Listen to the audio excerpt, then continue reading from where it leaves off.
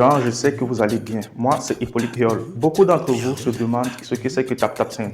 Alors, TapTapSend est une application d'envoi rapide d'argent de l'Europe ou de l'Amérique vers l'Afrique. Pour le faire, c'est très simple. Vous vous rendez sur Play Store ou sur App Store en fonction du téléphone que vous avez. Vous téléchargez votre application, vous l'installez. Une fois que c'est fait, vous suivez les différentes procédures et avant d'envoyer de l'argent, vous n'oubliez pas de mettre mon code HIPPO237 pour bénéficier de 5 € lors de votre premier envoi. Alors, ne dites plus que vous ne saviez plus. Foncez sur TapTapSend. Je vous attends.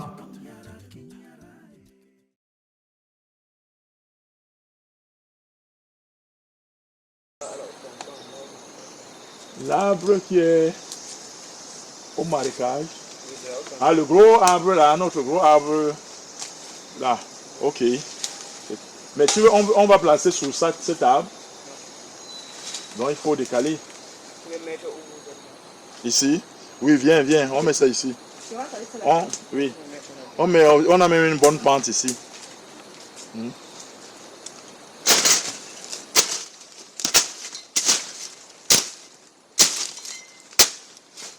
On a une bonne pente.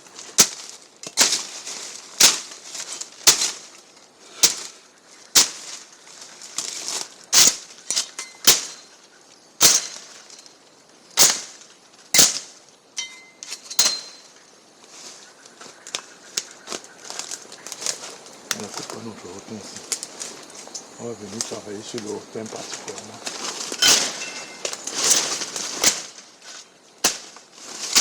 Donc imagine par exemple pour le rotin que ça devient de plus en plus rare.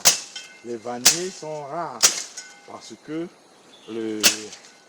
la matière première ne se retrouve plus facilement. Voilà. Donc tout part de la matière première. C'est pourquoi si on pense à rattraper notre richesse, il faut déjà commencer à penser à une production massive. Oui. Parce que il y a un marché qui est international maintenant. Il y a un marché international. Si on veut fabriquer, par exemple, des meubles en rotin, il faut qu'on ait des masses de rotin plus importantes que ce que nous avons maintenant. Et pour avoir ça, il faut maîtriser dans les universités, doivent maîtriser les techniques de culture de chaque plante. Voilà. Donc quand on va maîtriser la domestication, c'est la même chose que pour le héros par exemple, pour le coq. Donc quand on va maîtriser la domestication, on pourra donc penser à vendre, à produire de façon régulière et de grandes quantités. Donc tant que on parle par exemple du médicament traditionnel et que pendant que les autres font des médicaments synthétiques, nous, on ne peut que faire des médicaments avec ce qu'on ramasse, ce qu'on cueille. On peut avoir des difficultés à les rattraper. Par contre, si maintenant on cueille en plantant, dans le futur, on est sûr et certain que quand la demande va augmenter, on pourra l'assurer. Oui. Quand je vois ce rotin, vous avez dit que c'est le rotin ici. Là, je suis étonnée. Je suis vraiment étonnée parce que je me dis, c'est pas un palmier ou... Prof, comment ça se fait? Parce que je vois, vous me parlez du rotin, moi je vois un palmier, je vois les trucs qui poussent partout. Je me dis, waouh, parce que je ne savais pas, peut-être je vois souvent ça quand je pars en forêt, mais je ne sais pas que c'est le rotin. Oui, le rotin, c'est un peu, comme on peut dire, le cousin du palmier, sauf que lui, c'est une liane. Ouais. Mais tu vois bien qu'il y a des pales. Et le rotin, donc, lui aussi, il a ses particularités.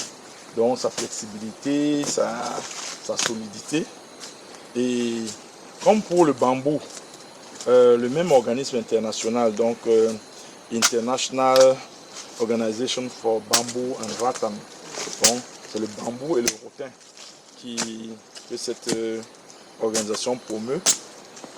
Et nous en avons ici, comme tu peux le constater, partout ici. Donc c'est une sorte de palmier, mais qui est rampant. Et même le rotin, il y a plusieurs types. Donc il y a des types d'une épaisseur un peu plus importante, Oui. d'autres qui sont bien fins. Et c'est surtout sa régularité. Donc il faut remarquer les épines. Oui. Donc on n'arrête pas le rotin n'importe N'importe comment. Voilà. Il a des épines. Et pour l'utiliser, on décape donc la partie superficielle Oui.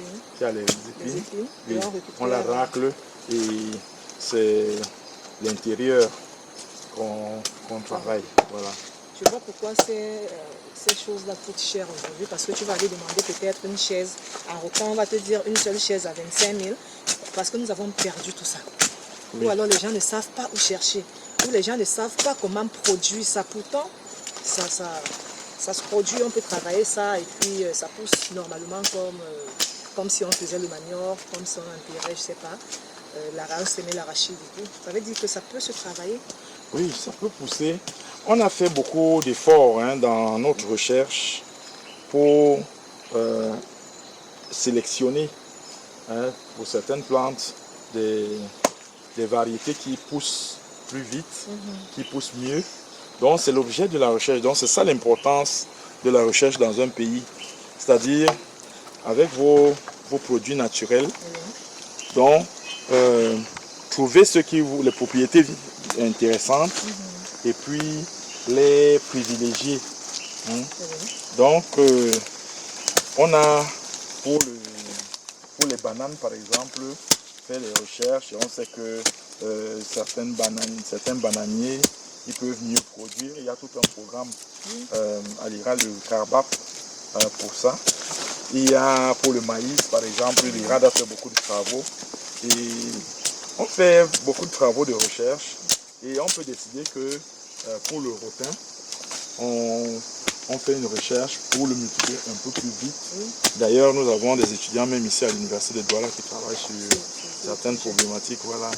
Donc, on le produit plus vite, on le produit plus rigide ou je sais pas. Donc, avec ça a des propriétés qu'on veut.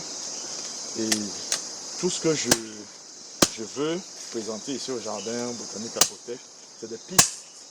Donc, des pistes pour le futur. Voilà.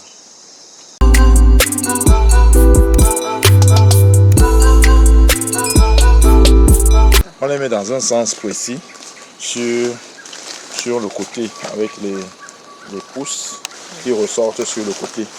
Puisque évidemment si on met les pousses par le bas, il ne va pas germer. Donc on met sur le côté et puis on va couvrir de terre. D'accord. C'est bien d'apprendre parce que moi, quand je descendais, je me disais qu'on devait placer debout comme j'ai ça là. Mais finalement, je vois que ce n'est pas ça. Donc, la connaissance, vraiment, c'est très important.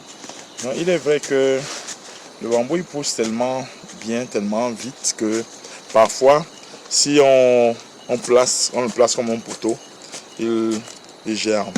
Mais il faut que le pouce soit en contact avec le sol. Quand on cultive, bon, il vaut mieux mettre comme ça. Il vaut encore mieux faire pousser comme ça, enlever les pousses, les mettre en pépinière, les laisser grandir pour qu'ils soient un peu plus forts avant de les mettre. Là, on est sûr à pratiquement 90% que ça va pousser. Ici, je dirais que 60%. Et prof, quand vous prenez le temps de mettre ces bambous de Chine comme ça au sol, c'est quoi son importance? Parce que je me rappelle encore quand j'étais plus jeune, les parents utilisaient, en tout cas moi, personnellement, quand je partais au champ, on prenait pour faire le feu de bois, préparer et tout. Quand je vous vois travailler ça aujourd'hui, je me dis que ça a vraiment de l'importance parce que voir la manière et le temps que vous mettez pour faire ça, qu'est-ce que vous pouvez nous dire à ce sujet? Est-ce que ça a vraiment quelque chose de spécial, les bambous de Chine? Le bambou, c'est une plante importante du fait qu'elle a une structure particulière. Vous voyez, c'est dur, donc sa résistance est spéciale et ça pousse en rhizome. Donc, on n'a pas besoin d'entretenir particulièrement une plantation de bambou.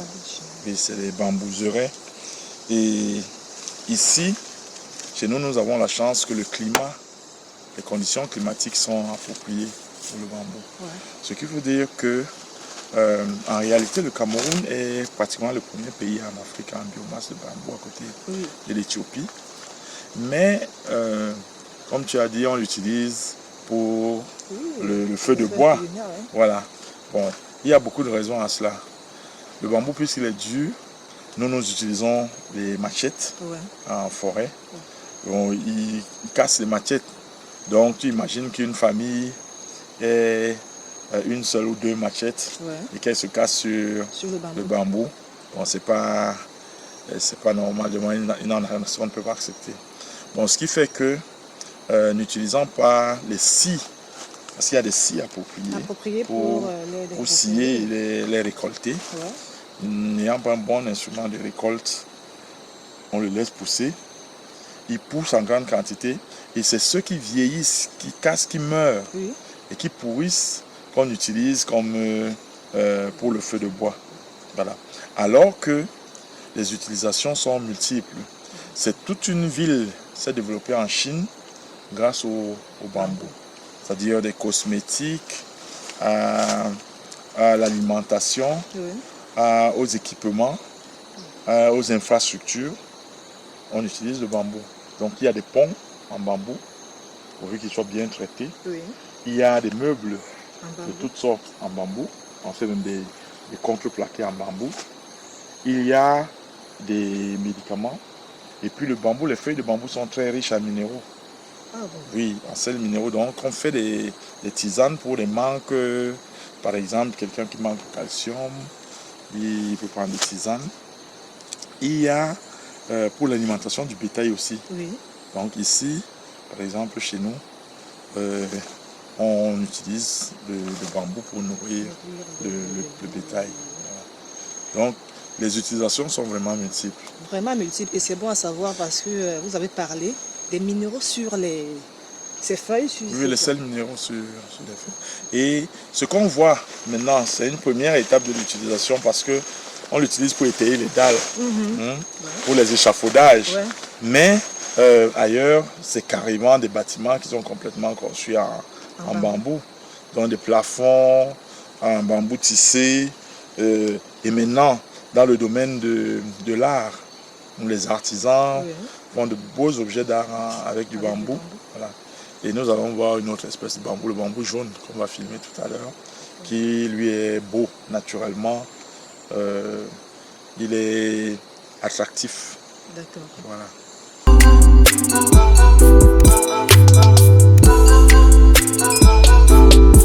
Un arbre comme celui-ci, si par hasard on décide de l'exploiter, on peut bien l'exploiter et enlever toute l'écorce qu'on va utiliser à des fins thérapeutiques. Voilà. Et puis utiliser le reste comme planche. Ce qu'on devrait faire dans les inventaires dans nos forêts devrait être très précis. Voilà. Donc on arrive souvent et on juge de la valeur d'une forêt sans tenir compte des vertus médicinales de cette forêt. Alors que si on avait les vertus médicinales des plantes, chez nous par exemple, vous allez trouver quelqu'un qui a 20 hectares, il dit 20 hectares de forêt. Alors que 20 hectares de forêt peuvent être, dans les 20 hectares, il peut avoir 1000 mètres carrés de cette plante-ci qu'on peut rentabiliser. Et c'est là où le système nous appauvrit. Parce que si vous avez 5000 mètres carrés de cette plante dans votre forêt et que vous connaissez les vertus, il y a par exemple une plante qu'on appelle Kiri chez nous. Vous connaissez les vertus. Vous devriez pouvoir avoir un prêt, un crédit à la banque pour acheter une moto, exploiter votre plante et puis rentabiliser votre espace, la faire même laisser repousser, ainsi de suite. Mais vous n'accédez pas au crédit parce que vous n'avez pas de titre foncier. Vous voyez? Donc normalement, on devrait donner des titres fonciers aux gens dont on reconnaît la propriété. Et pour avoir un titre foncier, il faut mettre en valeur. Donc, la solution pour nous, c'est mettre en valeur, ça veut dire que quoi? Ça veut dire en fait connaître la valeur. Donc, si par exemple cet arbre-ci, tu connais sa valeur, tu n'as pas besoin de le replanter, tu défriches tout ça tout autour et il grandit. Donc du coup, ça devient ta propriété, ça devient ton arbre. Tu vois un peu. Donc, ça veut dire que si tu connais la propriété de 100 arbustes ici, tu les nettoies et ils grandissent. Et quand on vient évaluer ton patrimoine, on doit compter. Or, la loi qui parle des dédommagements des forêts ou bien des espaces fonciers au Cameroun veut qu'on ne va compter que les spéculations connues. Donc, on va dire les palmiers, les avocatiers, les citronniers, mais cet arbre-ci, on ne va pas le compter. Alors qu'il a peut-être la valeur de 10 palmiers. Voilà. Celui-ci, on ne va pas le compter, alors qu'il peut soigner, sa valeur peut être la valeur de 100 palmiers. Tout simplement parce que prendre ses écorces de façon bien calculée, ou bien ses fruits, peut rapporter beaucoup d'argent. Donc, il s'agit même de remettre en question ce qu'on appelle mise en valeur au Cameroun.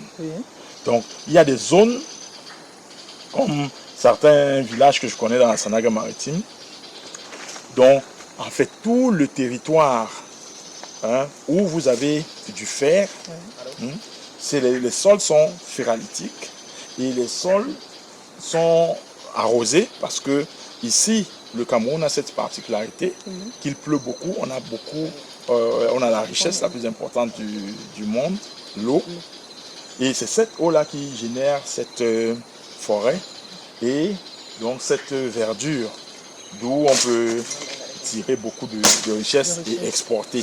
Donc nous pouvons nourrir le monde, soigner le monde avec nos forêts.